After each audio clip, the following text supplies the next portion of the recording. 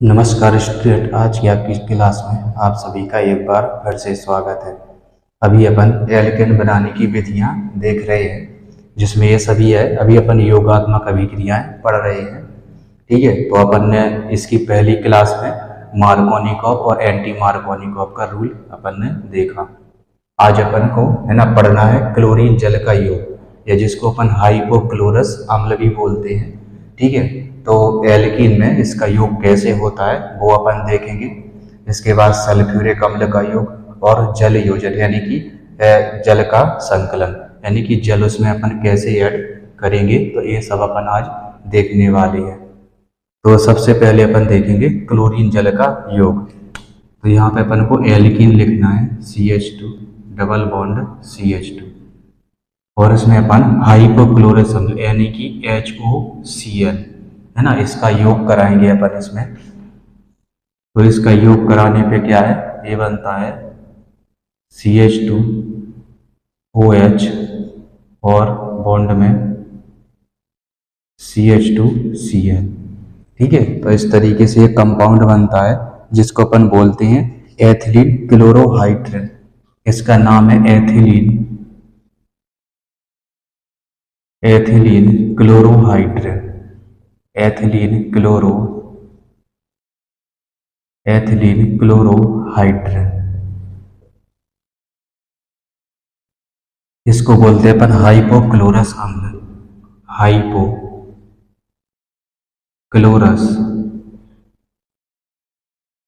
Hypochlorous अम्ल। ठीक है, इसका नाम है हाइपोक्लोरस अम्ल, या इसको क्लोरीन जल भी बोलते हैं अपन। ठीक है, क्लोरीन जल बोल दें या हाइपोक्लोरस अम्ल बोल दें। ठीक है, तो बनता है इसमें एथिलीन क्लोरोहाइड्रेट बनता है। ठीक है, तो एथिलीन के साथ जब क्लोरीन जल की क्रिया कराई जाती है तो एथिलीन क्लोरोहाइड्रेट बनता है।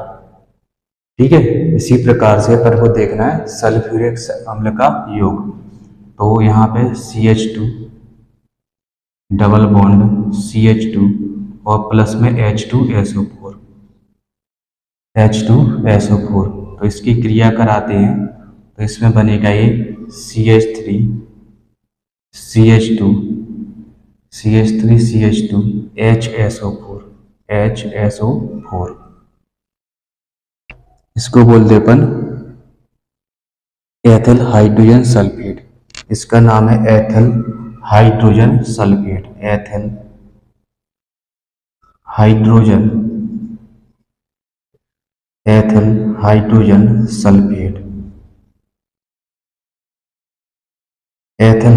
सल्फेट। ये है सल्फ्यूरिक अम्ल, पता ही होगा आपको सबको, सल्फ्यूरिक अम्ल। तो ये एल्कीन है या एथिलीन है ये। ठीक है, तो इसकी क्रिया जैसी अपन सल्फ्यूरिक अम्ल से कराते हैं या सल्फ्यूरिक अम्ल का योग कराते हैं, ठीक है ना, तो ये क्या करता है, एल्कीन हाइड्रोजन सल्फेट बनाता है। इसके बाद अपन को देखना है जल का संकलन की जल योजन अभिक्रिया, है ना। तो खनिज अम्ल की उपस्थिति में जल कार्बन कार्बन द्वितीय बंध पर संकलन द्वारा एल्कोहल देता है।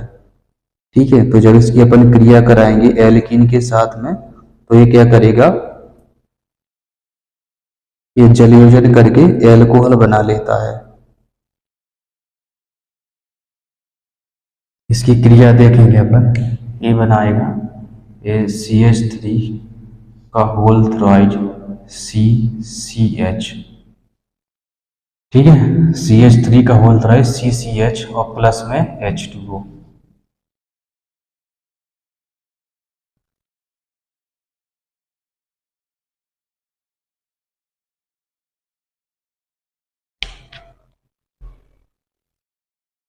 ये इस तरीके से अपन को ये एल्कीन लेना है और इस पर जल की क्रिया कराएंगे।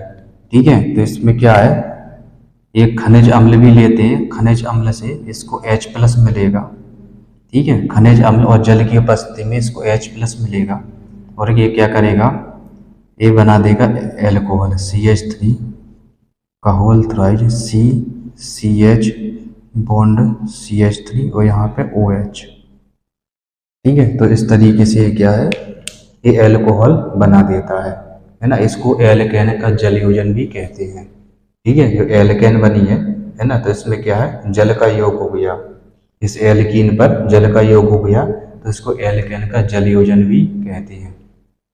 अब इसके बाद और भी अभिक्रियाएं हैं। अब इसमें अपन पढ़ेंगे डाइबोरेन का योग या हाइड्रोबोरीकरण। ठीक है, इसके बाद है हाइड्रोबोरीकरण। इसके बाद अगली रिएक्शन है डाइबोरेन का योग, या जिसको अपन हाइड्रोबोरीकरण कहते हैं। तो जब एल्कीन पर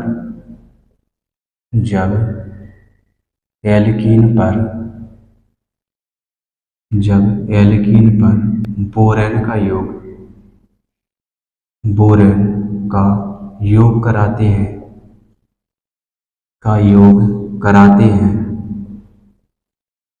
योग कराते हैं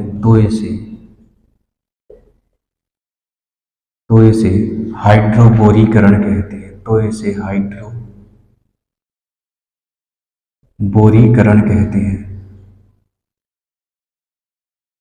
तो इसे हाइड्रोबोरीकरण कहते हैं।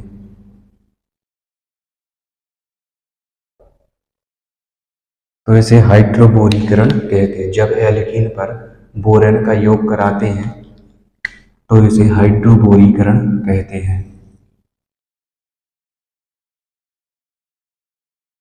6CH3 bond 6CH3 bond CH double bond CH2 CH double bond CH2 और प्लस में B2H6।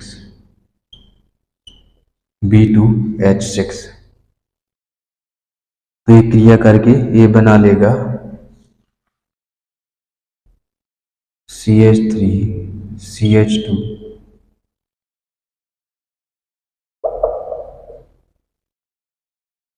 CH3 CH2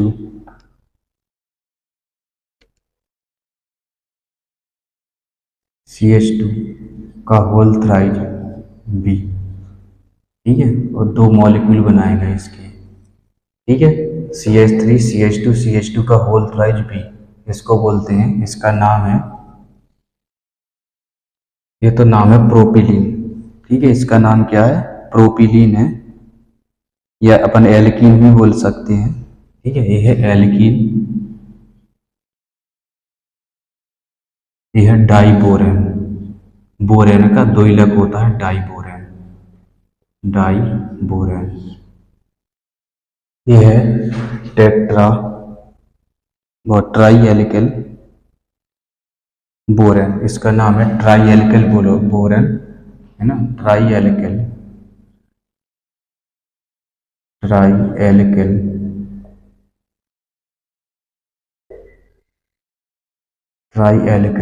borane. ठीक है, यानी कि एल्केन बनाता है। ठीक है, तो ये एल्कीन है, एल्कीन पे जब बोरोन का डाइबोरेन का योग होता है तो ये एल्केन बना लेता है, इसका नाम है ट्राई एल्किल बोरेन। इसके बाद अपन पढ़ेंगे अब नाइट्रिक अम्ल का योग। अगला है नाइट्रिक अम्ल का योग।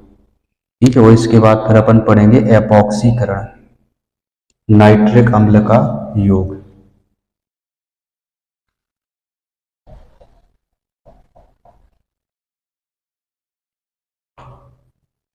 नाइट्रिक अम्ल का योग।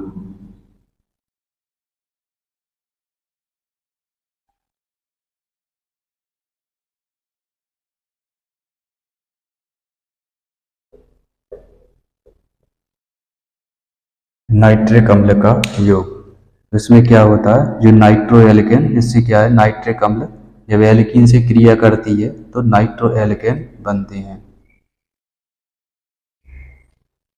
एल्कीन पर ये है alkene CH2 double bond CH2 और प्लस में HNO3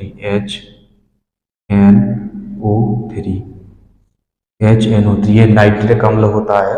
ठीक है, तो इसकी जब क्रिया कराते हैं तो बनता है CH2OH और CH2NO2, ये बनेगा CH2OH और CH2NO2।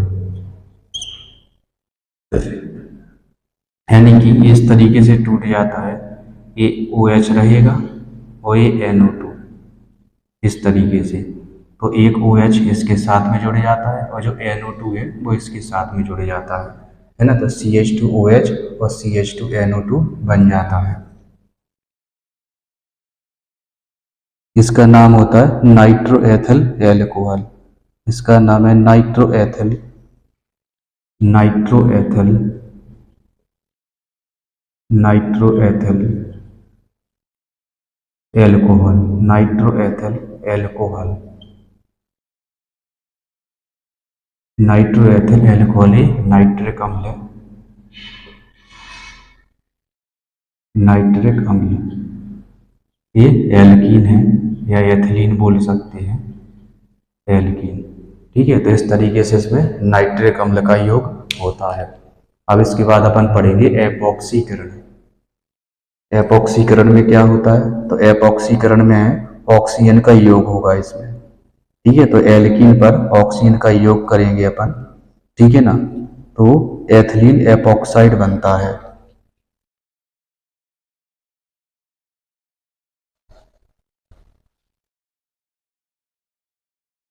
एपॉक्सीकरण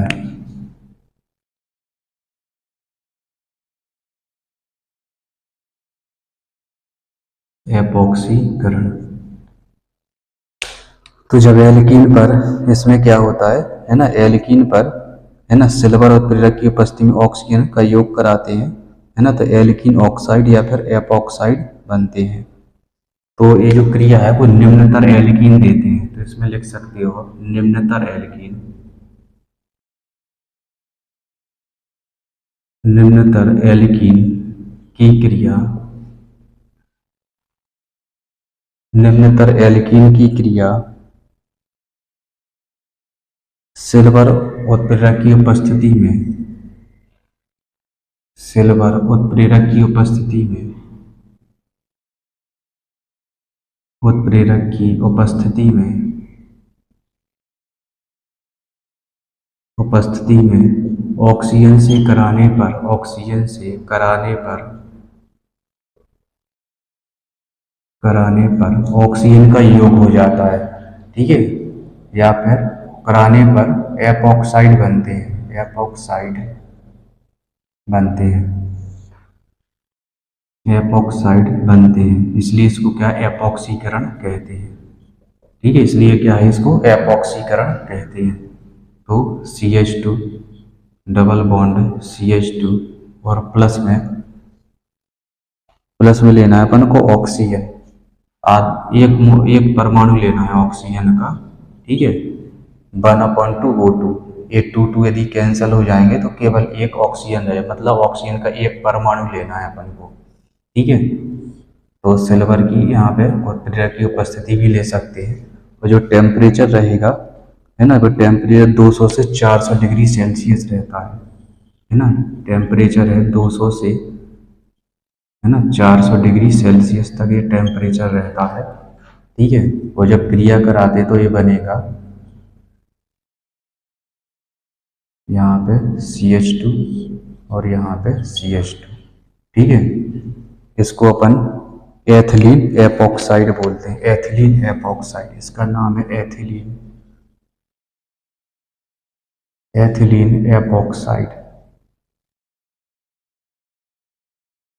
एथिलीन एपॉक्साइड बोलते हैं, या केवल इसको एपॉक्साइड कहते हैं। और इस प्रकार की जो क्रिया है उसको अपन एपॉक्सीकरण कहते हैं, जो कि क्या है, सिल्वर उत्प्रेरक की उपस्थिति में होती है। टेम्परेचर 200 से 400 डिग्री सेल्सियस तक होता है।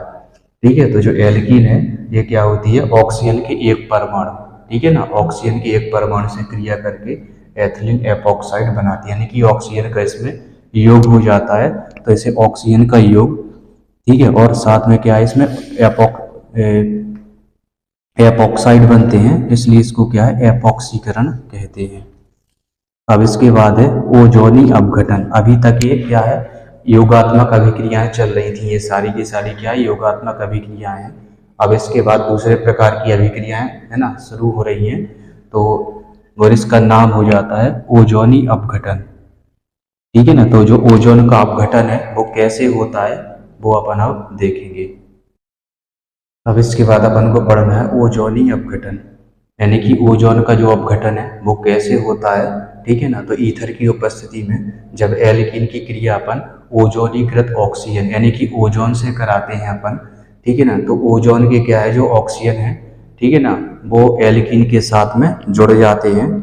ठीक है, लेकिन एक अस्थायी यौगिक बनता है। ठीक है, इसमें क्या होता है, एक अस्थायी यौगिक बनता है जो बाद में क्या है अपघटित होकर के, ठीक है, अन्य उत्पाद बना लेता है। तो ये CH2 डबल बॉन्ड CH2।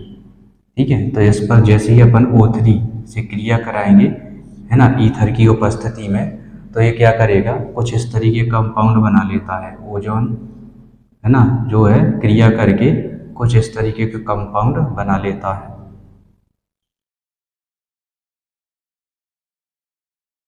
इस तरीके का, इसको बोलते हैं अपन एथिलीन ओजोनॉइड। इसका नाम है एथिलीन, एथिलीन ओजोनॉइड, ओजोनॉइड, एथिलीन ओजोनॉइड। ठीक है, इसका नाम होता है, ये ओजोन है, ओजोन, वही एथिलीन है। ठीक है, तो एथिलीन से जो ओजोन है ये क्रिया करके ये एथिलीन ओजोनॉइड बनाता है। इस तरीके से ओजोन का क्या है अपघटन हो जाता है। ठीक है ना। तो इस तरीके से क्या है जो एथिलीन है ये भी क्या है ओजोन का अपघटन कर देती है। इसके अलावा क्लोरोफ्लोरोकार्बन भी है ना, ओजोन का अपघटन करते हैं, और ये भी क्या है ओजोन का अपघटन कर देते हैं। ये अस्थायी होता है। ठीक है, तो ये इसकी आगे जो क्रिया होती है वो कुछ इस तरीके से हो जाती है और ये अपघटित हो जाता है। ठीक है, ये भी क्या है और उत्पादों में ये टूट जाता है ना। तो इसको अपन दो तरीके से लिखेंगे, इसकी जो क्रिया है वो दो तरीके से लिखेंगे, है ना। एक में तो रहेगा H2O, यानी कि इसका जब जल अपघटन कराते हैं अपन, है ना, ये क्रिया होगी H2O के साथ में, और एक इसमें होगी या तो हाइड्रोजन हो या फिर इसमें के साथ में प्लेटिनम हो। ठीक है, या तो हाइड्रोजन हो या फिर प्लेटिनम हो। हाइड्रोजन, यदि हाइड्रोजन और प्लेटिनम है ना, तो इसमें क्या है एल्डिहाइड बनते हैं। इसमें क्या बनते हैं, इसमें एल्डिहाइड बनते हैं और पानी बनता है। इसमें एल्डिहाइड बनेंगे HCHO और प्लस में पानी बन जाएगा। तीन हो गए हाइड्रोजन, दो, चार, छः।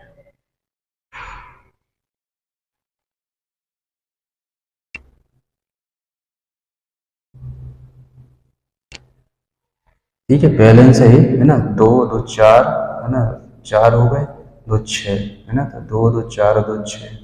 ठीक है ना, बैलेंस्ड है ये सारे। कार्बन यहाँ पे दो हैं, है ना, तो दो कार्बन हो गए। ठीक है, इस तरीके से क्या है ये फार्मिक अम्ल बना लेता है, फार्मेल्डिहाइड बना लेता है।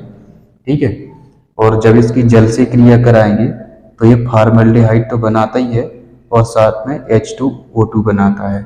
ये क्या बना देगा, ये फार्मेल्डिहाइड यानी कि 2HCHO बना लेगा और प्लस में H2O2 बना लेगा, यानी कि हाइड्रोजन पराक्साइड। इसका नाम होता है हाइड्रोजन पराक्साइड बना लेता है ना। फार्मेल्डिहाइड बनाएगा और हाइड्रोजन पराक्साइड, जो आगे क्या होता है ये फार्मिक अम्ल में, है ना, चेंज हो जाता है। ये आगे चल करके क्या है फार्मिक अम्ल में, यानी कि HCOOH में ये चेंज हो जाएगा। ठीक है ना, आगे चलकर ये क्या कर देता है फार्मिक अम्ल बना लेता है। इसका नाम है फॉर्मिक अम्ल, या इसको बोलते हैं अपन मेथेनोइक अम्ल, फार्मिक अम्ल ये बना लेता है। ठीक है, तो एल्कीन क्या है ओजोन से क्रिया करके एथिलीन ओजोनॉइड बनाता है, जो कि एक अस्थायी कंपाउंड होता है। ठीक है, जो आगे क्या है ना, अपघटन इसको अपन क्रिया कराते हैं H2 या प्लेटिनम की उपस्थिति में, तो ये फार्मेल्डिहाइड और जल बना लेता है। लेकिन यदि इसका जल के साथ अपघटन की जल के साथ इसकी क्रिया कराते हैं तो ये फार्मेल्डिहाइड और हाइड्रोजन पराक्साइड बनाता है, और ये आपस में दोनों क्रिया करके ये फार्मिक अम्ल में चेंज हो जाते हैं। ठीक है, तो इस तरीके से एक क्रिया होती है।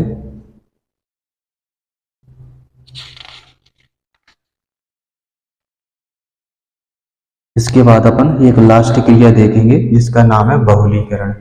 ठीक है, या पॉलीमराइजेशन बोलते हैं इसको।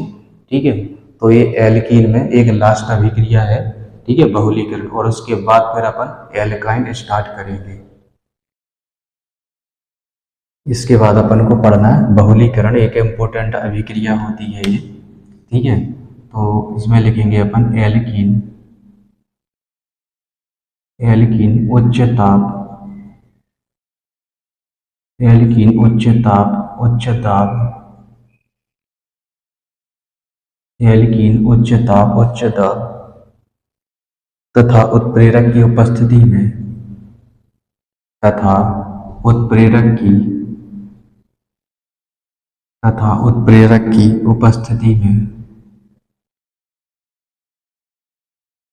उत्प्रेरक की उपस्थिति में एल्कीन उच्च दाब, उच्च ताप तथा उत्प्रेरक की उपस्थिति में आपस में जुड़ करके, उपस्थिति में आपस में जुड़ करके, आपस में जुड़कर, आपस में जुड़कर एक बड़ा अणु, एक बड़ा अणु बनाते हैं, एक बड़ा अणु बनाते हैं जिसे बहुलक कहते हैं, जिसे बहुलक कहते हैं, जिसे बहुलक कहते हैं, बहुलक कहते हैं। और इस क्रिया को, और इस क्रिया को बहुलीकरण या पॉलीमराइजेशन कहते हैं, बहुलीकरण, बहुलीकरण या पॉलीमराइजेशन, या पॉलीमराइजेशन,